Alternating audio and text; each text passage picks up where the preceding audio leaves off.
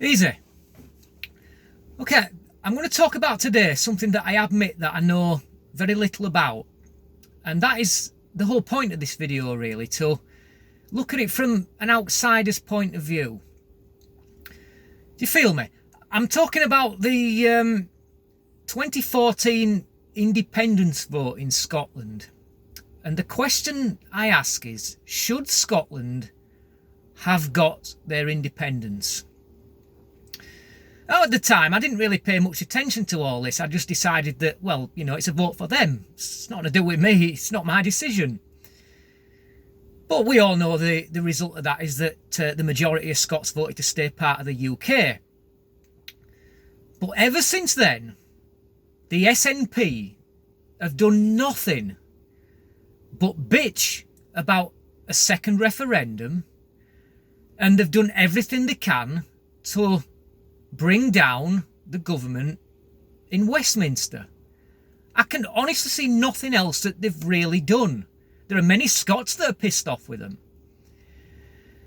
The leader of the SNP in Westminster, Ian Blackford, this guy has got to be the most irritating politician I have ever seen in my life. Not necessarily the nastiest or the most dangerous. I think Jeremy Corbyn holds that crown. But just the most annoying. And don't even get me started on Nicola Sturgeon.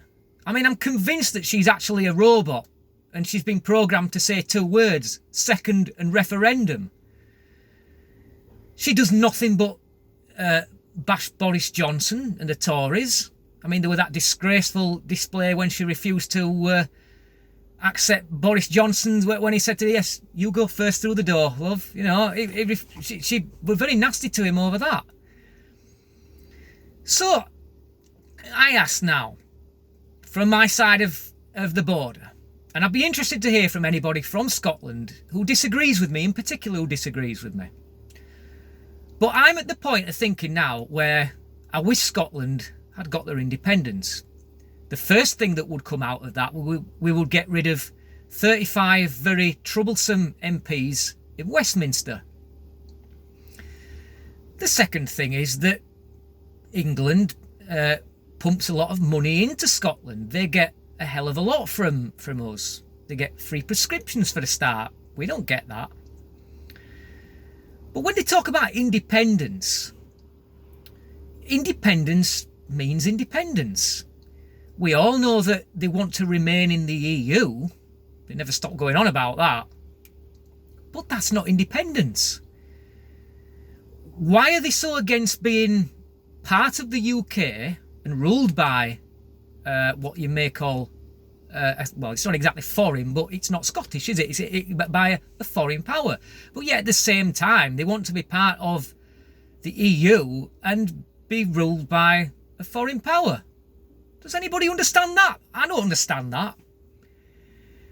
The second thing I'd like to know is what currency they're going to use. They've been told that they can't necessarily just join the euro unless they meet conditions.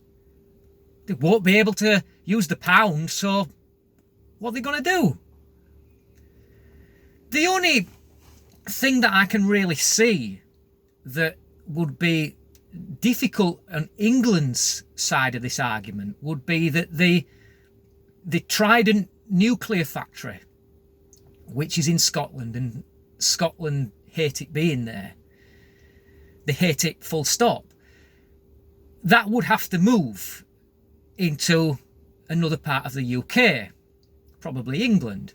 That would be a massive cost, massive upheaval, and probably quite dangerous while it's not in operation. So I can see it from that side, but I honestly wish that Scotland had got its independence. That's how I'm starting to think. Does anybody else think that way? I know that Scotland, the people in Scotland as a majority don't believe that. But what about now? It seems that the SNP have got very little respect for the Scottish people. They want a second referendum on independence. They want a second referendum on the EU. They don't seem to respect the people whatsoever.